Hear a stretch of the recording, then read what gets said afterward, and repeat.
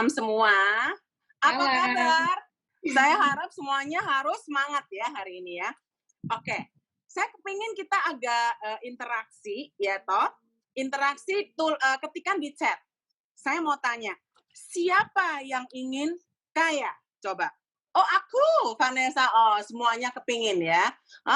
Semuanya kepingin. Tapi pandemik Bu. Bu, pandemik emang bisa Bu? Siapa lagi? Oke, good ya. Wah, ini ternyata kelasnya hidup sekali ya. Nah, sebenarnya kita boleh nggak sih kaya? Boleh nggak? Coba diketikkan, oh boleh banget ya. Oh boleh banget, oke. Nah, sekarang pertanyaannya, kayanya caranya bagaimana? Nah, itu yang harus kita pelajari hari ini.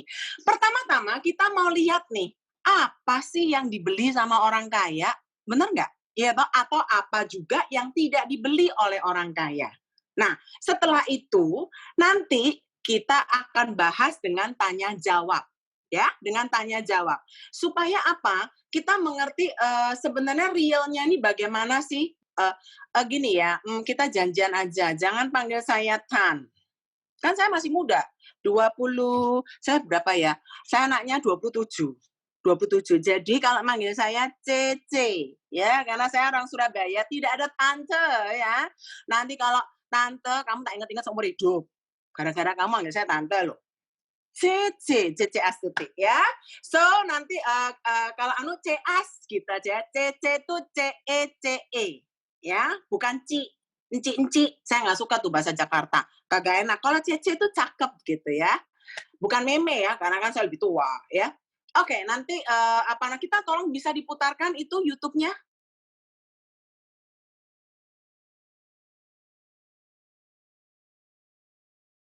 Oke, ya. Setelah dengar kembali lagi ya ke wajah saya yang kinclong ini, oke. Setelah mendengar tadi, ya kan, merasa putus asa nggak? Loh, masa nggak boleh ganti ponsel? Terus emang nggak boleh pakai baju sepatu yang keren-keren? Iya toh? Atau misalnya mimpi mau pakai properti mewah yang kayak artis-artis itu kan banyak ya kalau yang di Instagram, kalau saya lihat dari beberapa artis yang pamer, wah rumahnya sampai segini, itu boleh nggak? Nah, saya mau jawab dulu yang tadi bilang, orang Kristen boleh nggak sih kaya? Gitu kan. Oh boleh banget, boleh sekali. Mari kita baca dari, mana tadi? 1 Timotius 6 ayat 9 sampai 10. 1 Timotius 6 ayat 9 sampai 10. Yuk kita baca semuanya bersuara. 1, 2, 3. Umi sendiri ya. Tetapi mereka yang ingin kaya terjatuh ke dalam pencobaan, ke dalam jerat, dan ke dalam berbagai-bagai nafsu yang hampa dan yang mencelakakan, yang menenggelamkan manusia ke dalam keruntuhan dan kebinasaan. Karena akar segala kejahatan ialah cinta uang, oleh sebab itulah memburu uanglah beberapa orang telah menyimpang dari iman dan menyiksa dirinya dengan berbagai-bagai duka. Jadi kesimpulannya sebenarnya boleh nggak tuh orang Kristen menjadi kaya? Boleh dicat lagi? Boleh ketik lagi? Boleh apa enggak? Mbak Ana ya, boleh. Boleh aja. Boleh aja tuh maksudnya apa? Boleh aja tapinya apa? Oke, teman-teman, saya mau cerita ya. Kita sebagai anak muda, kalau misalnya sekarang ini Anda berteman dengan, ini kira-kira umurnya 18 kan, setara sama saya kan, dia beda-beda 7 tahun, 8 tahun lah ya, oke? Maksimal 10 tahun kan? Oke, ya. Kalau Anda sekarang recheck, yang paling gampang adalah siapa kumpulan Anda. Oke, kalau kumpulan kita saat ini, di saat kita umur 18 sampai umur sekitar 25, kalau tidak pernah membicarakan masalah pengembangan diri, atau bagaimana kita melakukan bisnis, atau bagaimana kita mengembangkan diri kita supaya menghasilkan, maka tinggalkan komunitas itu dan cari komunitas yang lebih bertumbuh, yang lebih kece, yang lebih keren. Kenapa? Bapak Ibu, saya mau cerita saya sendiri ya. Saya ini dari keluarga yang biasa-biasa aja, rumahnya di kampung. Nah, Dari dulu mama saya selalu bilang apa? 1 jam kamu itu dihargai berapa? Ingat ya rumusnya ya, 1 jam kamu dihargai berapa. Kenapa rumus ini penting? Karena banyak sekali kita akan terjebak dengan yang namanya label. Wah, labelnya kalau gua owner cafe shop, gua owner apa gitu ya, kelihatannya keren. Atau kalau misalnya gua kerja di bank, levelnya branch manager, itu gua keren. Saya bukan bilang branch manager nggak keren, keren sih ya. Cuman maksud saya, apapun pekerjaanmu, tidak penting labelnya. Yang penting satu pekerjaan itu menyenangkan hati Tuhan, ya, benar di hadapan Tuhan. Dan yang ketiga, itu seperti Tuhan bilang, ajar kami menghitung hari ya. Jadi kamu memaksimalkan harimu dengan baik. Supaya apa? 1 jammu itu dihargai berapa? Contoh, dulu saya suka bikin yang namanya dari SMP ya. Saya dari SMP tuh suka bikin prakarya. Jadi dari dompet ya, bikin dompet dari kain, kainnya dari kain-kain Jepang. Pertamanya bikin dompetnya jelek, kainku kembang-kembang kayak mak-mak, kayak mbak-mbak di pasar itu loh, yang pakai inang-inang itu loh, kan jelek toh. Terus saya lihat buku-buku di perpustakaan, kan saya memang kurang mampu ya, jadi saya lihat loh, saudara saya itu kok kayaknya bagus-bagus gitu ya. Terus aku tanya, kamu kok bagus ya kalau misalnya memadukan ini sama ini kok keren gitu. Terus dia bilang, oh ini loh bukunya. Oh saya lihat, oh ternyata bukunya tuh buku-buku Jepang. Jadi saya ke perpustakaan, saya nggak bisa beli. Mahal, mahal. Jadi saya datang ke sana, saya lihat gitu ya. Besoknya datang lagi, tak lihat lagi kayak master learning ya. Jadi every day itu melihat, membiasakan mata saya yang dulu warnanya kayak Meduro. Tahu kayak Meduro? Merah, kuning, hijau, tapi sing genjreng-genjreng gitu loh. Itu saya ganti dengan warna soft, pastelnya Jepang. Kotak-kotak, garis-garis, polkadot, terus polos gitu kan ya. Terus bunganya juga cuman sedikit-sedikit gitu. Itu kan saya nggak biasa. Terus saya cari bahannya. Pertama bahannya murah di Pasar Atom ya kalau di Surabaya itu ya, kayak kalau di sini tuh apa ya, Pasar Lama kali ya, Pasar Baru gitu. Kita belanjanya di Pasar Baru.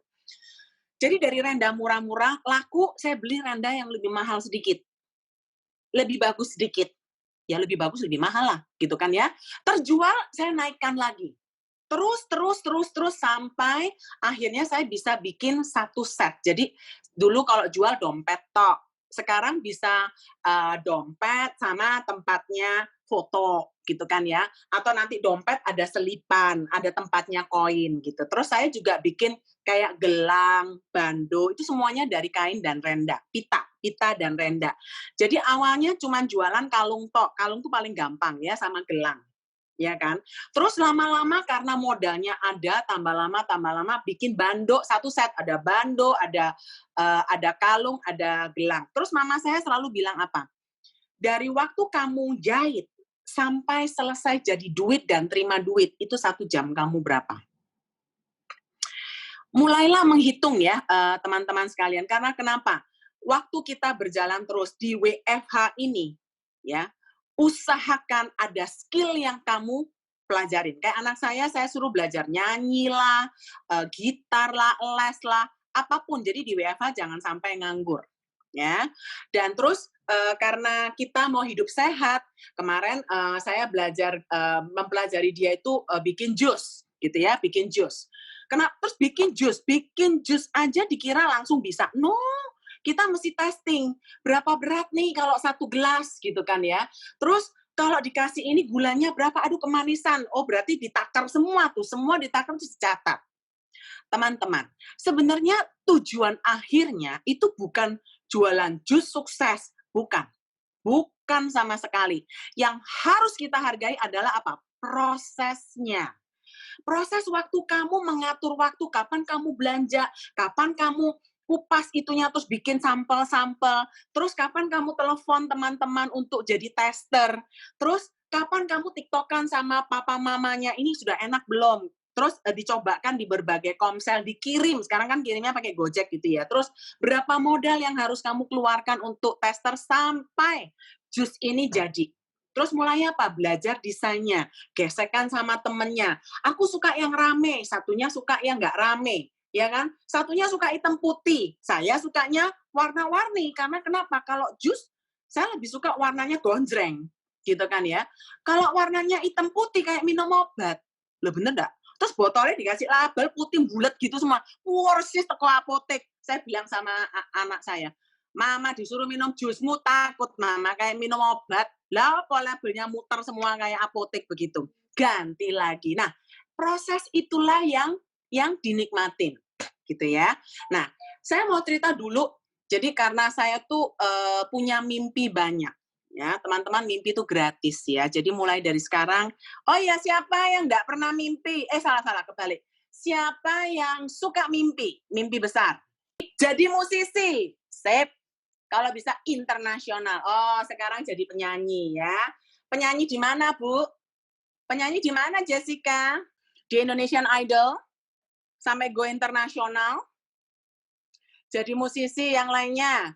Mau beli rumah sebelum menikah, good. Jadi wanita karir, kerja di entertainment.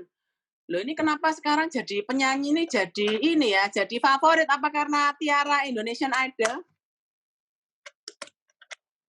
Aku tak tahu, Aku telah tahu hati ini harus menghindar. Itu Menteri Pendidikan, good, siapa ini Hana? Ya saya aminin tuh kalau kamu mau jadi Menteri Pendidikan. Tulis ya. Terus kalau mau jadi entertain penyanyi yang keren sekalian, aku mau jadi penari koreografer artis. Wah, kita kayaknya bisa kolaborasi nih. Kolaps nih kalau penari ya. Saya dulu penari. Oke, whatever your dream. Ya, whatever your dream. Jangan pernah kecilkan mimpimu. Mimpi gratis. Yang nggak gratis tuh prosesnya. Terus jangan mimpi terus. Bangun, woi, bangun dan dikerjain, ya. Dan waktu mengerjakan. Tadi kita lihat video tadi ya. Lihatlah orang yang kaya sekarang sudah kaya, maksudnya ya Bill Gates sudah kaya, ya atau Facebook sudah kaya, benar nggak? Mereka bagaimana jadi kayanya? Apakah mereka pakai ponsel terbaru lah, apa bajunya klip-klip, bling-bling kayak bintang film? No. Apa yang mereka lakukan? Ya kan?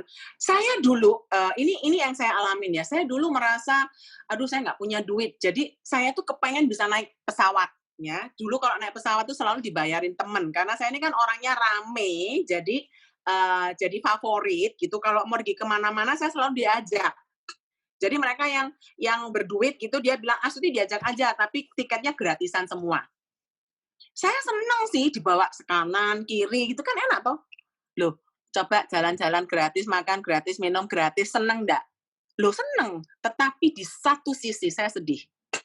Why? Because I cannot afford it. Saya nggak bisa bayar, ya kan? Terus kalau mau bayar, sayang, duitnya itu loh nggak ada, gitu kan ya. Jadi saya bermimpi, Tuhan, saya mau keliling dunia. Padahal ya tak pikir-pikir keliling dunia pakai apa? Pakai balon udara. Ya. Saya mikirnya itu cuma pakai balon udara loh, bukan pakai pesawat loh.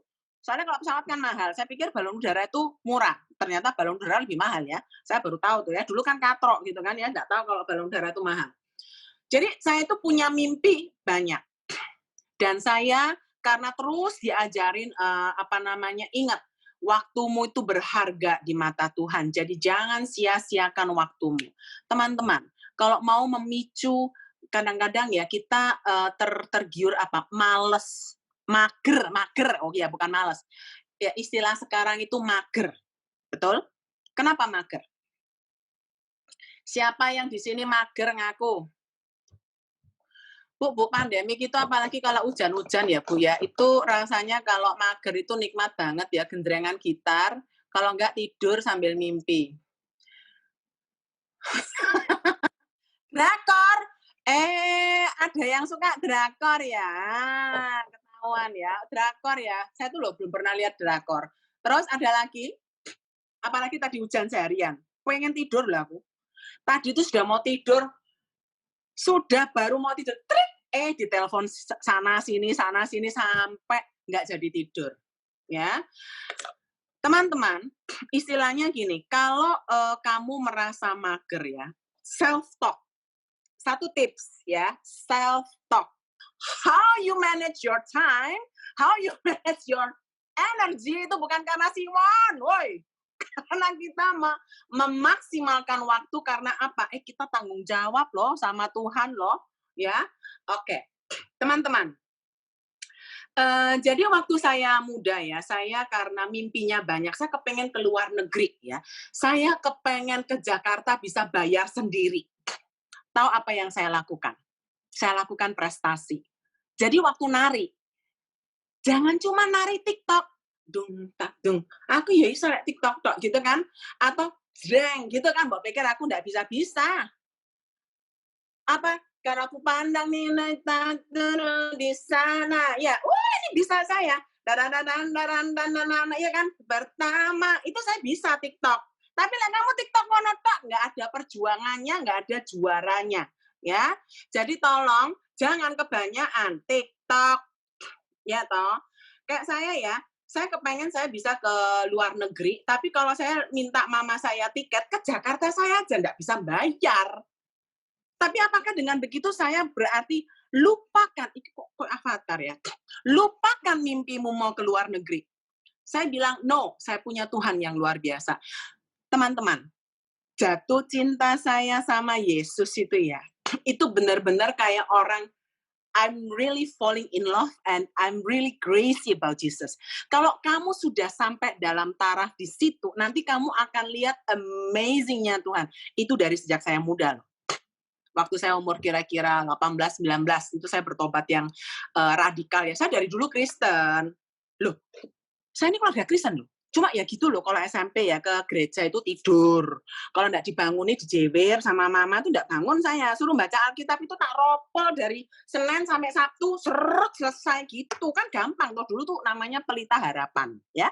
Bukunya itu kecil, terus pokoknya suruh ngisi tiap hari gitu tau. Kalau nggak ngisi di sapu korek sama mama saya, tahu sapu korek? Itu loh, penebahnya ranjang dipukuli tuh. Ayo, harus bikin gitu kan. Ya tak kebut aja semalam, langsung 7. Tapi lah ngomong sama mama, lo tiap hari lo mah lo rajin-rajin gitu kan. Jadi saya pengenalan tidak ada. Tapi itu untung loh ya, saya umur 18, 19 tuh bertobat. So hari ini adalah bukan hari yang kebetulan, bertobat teman-teman. Kenali Yesus tuh lebih dalam supaya nanti ya, dia tuh gaul loh. Lebih gaul daripada TikTok apa Reel ya. Lebih gaul daripada Instagrammu. Tak kasih tahu, Tuhan itu kalau guyonan luar biasa keren. Saya cuma bilang sama Tuhan begini, Tuhan, aku ini ya kepengen ke Dufan. Masya Allah, Dufan tuh mahal. Pol waktu itu. Ya, Tuhan, aku mau ke Australia, ke tempatnya aiku, tanteku. Tanteku mah kaya-kaya, tapi ya enggak pernah itu sih. Enggak pernah ngajak aku, soalnya kan mahal ke Australia toh. Jadi pergilah sendiri. Jadi maksudnya, nah caranya pergi sendiri bagaimana? Terus Tuhan kasih ide. Kamu kan suka nyanyi, kamu suka nari. Berprestasi dong buat negara. Ingat ya, prestasinya skalanya nasional. Bukan skala RT RW. Wes gak osom RT RW, kecamatan, kelurahan, dilit ya. Provinsi atau negara. Orang latihan 1 jam, saya 1 minggu urut terus. Orang latihan 2 jam, saya akan doublein latihan saya. Kalau perlu di rumah pun saya ini latihan. Putar-putar, pokoknya saya melatih diri lebih dari orang. Jadi prosesnya itu bukan gini, Tuhan, aku mau ke Australia. Pling, terus kamu ke Australia. No. Bener-bener pakai keringetan dan kadang-kadang nangis. Pernah sekali saya terkilir sampai kaki saya bengkak. Itu saya mau nangis karena kenapa? Pertandingan sudah mau dekat dan kaki saya bengkak. Ya, karena kenapa? Saya latihan muter terus, gimana caranya? Habis putar, set, gitu kan. Terus kan kalau muter gitu kadang-kadang kalau kakimu nggak bener, ceklek loh. Ya, terus saya mesti latihan nafas. Kadang-kadang saya celupkan wajah saya itu di apa? Saya nggak punya kolam renang, tak celupin di embernya mandi itu loh. Kolamnya mandi, dicelupin dan kita teriak keras-keras di situ untuk melatih nafas supaya kuat. Jadi teman, ya, ada proses yang harus kamu lakukan. Dan saya dibiasakan untuk apa ya? Untuk menjalani prosesnya. Karena apa? Saya kepingin ke Australia. Dan kalau kamu berusaha dan kamu andalkan Tuhan, tak kasih tahu ya, ini cerita saya real dan nyata. Saya selalu tidak pernah lupa hal ini. Paman saya malam itu dia telepon begini. Wan, panggilan saya ya. Kamu sudah melakukan yang terbaik. Kamu sudah berdoa. Selebihnya itu adalah kehendak Tuhan. Sebenarnya dia tuh mau ngasih tahu saya, kalau kalah itu loh, nggak usah nangis-nangis, sudah terima saja, wis nggak usah perlombaan mana, sudah kalah itu ya diterima. Saya kan nggak terima. Pokoknya saya harus ke Australia. Saya nggak mau nggak, saya bilang gitu kan. Saya saingan sama teman saya yang namanya Triana. Triana tuh lebih cantik dari saya, lebih putih, kakinya lebih lencir. Nah, kalau masalah kaki ini repot ya, kaki saya besar kayak kodok, itu sudah nggak bisa dipotong. Mau dioperasi nggak ada duit, ya kan? Satu-satunya jalan adalah saya harus menonjolkan apa kelebihan saya karena kaki saya nggak bisa dikecilin. So, saya tidak cantik, tetapi saya ini waktu itu spesialis di mimik. Saya kalau menjiwai nari itu perfect 100. Saya nangis. Saya happy. Dan itu saya belajar apa? Musik saya dengarkan bolak-balik sama apa? Visualisasi saya kayak orang halusinasi gitu loh ya. Bukan halusinasi, membayangkan kalau sedih kamu harus bagaimana? Kalau happy kamu harus bagaimana? Kalau kamu jadi orang kejam, kamu harus bagaimana? Itu saya latih di luar jam pelatihan. Orang lain boleh tidur, saya latihan. Ya. Nah, singkat cerita, waktu paman saya bilang, sudah terima saja. Kalau seandainya Triana yang terpilih, sudah, kamu sudah melakukan yang terbaik, kita sudah bangga sama kamu. Karena proses yang kamu lakukan sudah luar biasa. Tapi saya cuma bilang, ya, kamu boleh bilang begitu. Tapi aku tahu Tuhan sayang aku. Saya kepingin ke Australia. Saya benar-benar kepingin ke Australia. Tuhan pasti akan kasih saya kesempatan. Ya. Nah, tahu teman-teman apa yang terjadi? Saya waktu itu saya tidur, saya cuma bilang sama Tuhan, Tuhan besok adalah hari pemilihan. So, buat saya, putaran saya itu harus berhasil. Split saya harus mulus. Putaran saya yang kenceng itu harus smooth. Nggak boleh gedebok pisang gitu. Bak-bok, nanti kan kalah saya kan. Nah, selebihnya saya setelah itu tidur. Tahu nggak teman-teman? Waktu itu, saya bukan nyumpahin teman saya kalah ya. Enggak. Atau nyumpahin dia sakit. Enggak. Waktu itu saya sudah bilang, I just do my best, and God will give me the best, ya kan? Nah, waktu singkat cerita, waktu pertandingan, bla bla bla, begini begono ya, jurinya bilang apa? Secara fisik dan yang lain-lain, Triana is the best. Waktu itu saya nangis. Begitu juri bilang, Triana is the best, saya bilang, Tuhan, apakah gugur kesempatan saya? Cuman saya bilang, saya bersyukur saya sudah sampai taraf ini, kalau kau izinkan Tuhan, kau Allah Maha Besar. Tapi kalau kesempatan itu tidak ada, saya percaya ada kesempatan yang lain. Saya bilang, saya nggak akan nyerah, saya akan ikut turnamen yang lain lagi. Ya. Dan tahu nggak? Tapi dia bilang satu, untuk pertandingan di luar negeri, apalagi pakai tari Bali, mimik yang paling the best itu Astuti. Wow, saya waktu disebut begitu ya, aduh Tuhan, semoga. Terus kita berdua disuruh melakukan improvisasi sendiri. Dan memang putaran saya waktu itu, pling, itu very smooth. Dan juri akhirnya bilang, we choose you untuk mewakili Indonesia menari di Australia. Saya sampai bilang, wow, semua biaya ditanggung. Jadi mimpi saya jadi kenyataan. Teman-teman, itu baru mimpi seorang anak SMP. Kalian sudah SMA dan akan menjadi orang yang luar biasa. Tapi satu aja, apakah kamu berani bermimpi? Terus yang kedua, berani melakukan prosesnya. Dan jangan lupa bahwa kamu mengandalkan Tuhan.